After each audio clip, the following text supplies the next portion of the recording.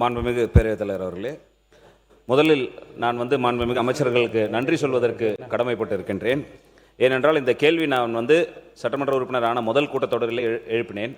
அப்பொழுது என் மனதில் இருந்தது என்னவென்று சொன்னால், கடந்த ஆட்சி காலத்தில் ஒரு நல்ல மகப்பேறுக்கென்று ஒரு தனி கட்டிடம் கட்டப்பட்டு அந்த ஆப்ரேஷன் தியேட்டர் நடைமுறைக்கு வராமல் இருந்தது. அதற்கு பிறகு நம்முடைய நீர்வளத்துறை அமைச்சர் மதிப்புக்கு மரியாதைக்குரிய அண்ணன் ஆனந்தன் அவர்கள் ரிவ்யூ மீட்டிங் வந்தபொழுது அவரிடம் ஒரே ஒரு கோரிக்கை தான் வைத்தேன்.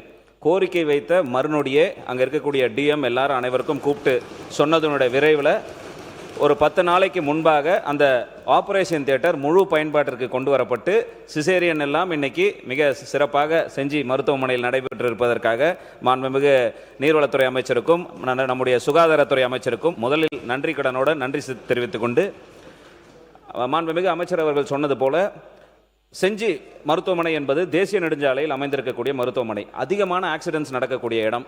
ஆர்த்தோ ஆப்ரேஷன்ஸ் என்பது நிறைய, அதனால தான் 2 ஆர்த்தோ பொசிஷன்ஸ் போடப்பட்டு நிறைய அறுவை சிகிச்சைகள் நடைபெற்று வருகிறது. அந்த ஆர்த்தோ ஆப்ரேஷன்ஸுக்கு தேவையான அந்த சியாம் கருவி என்பது மிக விரைவில் வழங்குவதற்கு மாண்புமிகு அமைச்சர் அவர்கள் முன்வர வேண்டும். அதே போல் அனஸ்தீஷியா ஒர்க் ஸ்டேஷன் அது மட்டும் ஏதோ இன்னும் கொள்முதல் லிஸ்ட்டில் இல்லைன்னு சொல்லிட்டு எனக்கு மெடிக்கல் ஆஃபீஸர் மூலியமாக தெரிய வந்தது. ஏன்னா அந்த அனஸ்தீஷியா ஒர்க் ஸ்டேஷன் நம்ம சிசேரியன் ஆப்ரேஷன் போன்ற விஷயங்களுக்கெல்லாம் ரொம்ப மிக அவசியமாக இருக்கிறது.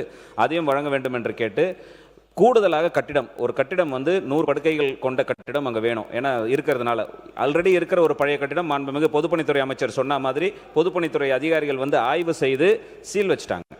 அது இதுக்கப்புறம் பயன்படுத்தக்கூடாது, யாரும் உள்ள நுழையக்கூடாது, இடிந்து விழக்கூடிய சூழ்நிலையில் இருக்குன்னு சீல் வச்சுட்டாங்க. அதற்கு பக்கத்திலேயே இடம் இருக்கிறது.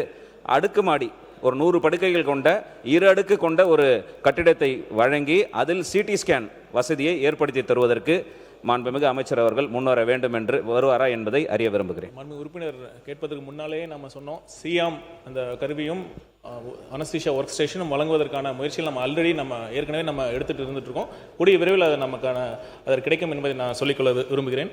அப்புறம் கூடுதல் கட்டடம் கேட்டாங்க. ஏற்கனவே செஞ்சு அந்த வட்ட மருத்துவமனையில் 106 படுக்கை வசதி இருக்குது. அதோடைய பெட் ஆக்குபன்சி ரேஷியோ பார்த்தீங்கன்னா 82 விழுக்காடு தான் இருக்குது. கண்டிப்பாக தேவையை நம்ம ஆய்வு செஞ்சு படிப்படியாக அந்த மருத்துவமனை உட்கட்டமைப்பை மேம்படுத்தக்கூடிய வசதி ஏற்பாடுகள் நம்ம செய்வோம் என்பதை தெரிவித்துக் கொள்கிறேன். மாண்புமிகு பேரவைத் தலைவர்களே, அது ஆக்குபன்சி ரேட்டுன்றதை பொறுத்த வரைக்கும் நமக்கு இங்கே போதுமான இல்லாதனால முண்டியம்பாக்கம் ஹாஸ்பிட்டலுக்கு ரெஃபரல் ரேட் கொஞ்சம் நிறைய இருக்குது.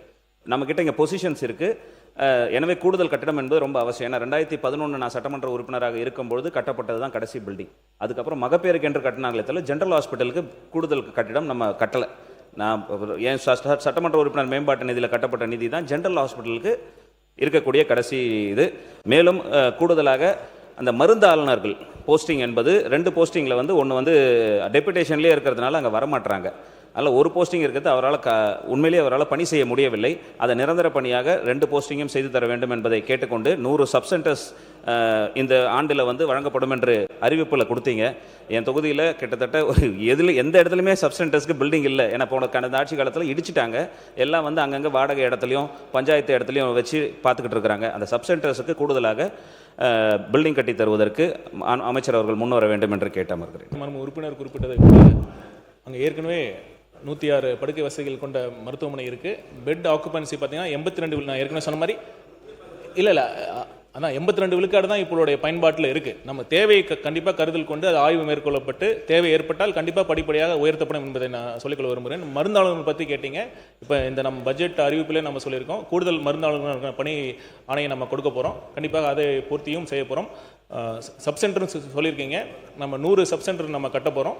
அது கண்டிப்பாக செஞ்சி தொகுதியிலும் நம்ம ஏற்படுத்தி தர நம்ம முயற்சி எடுப்போம். நன்றி.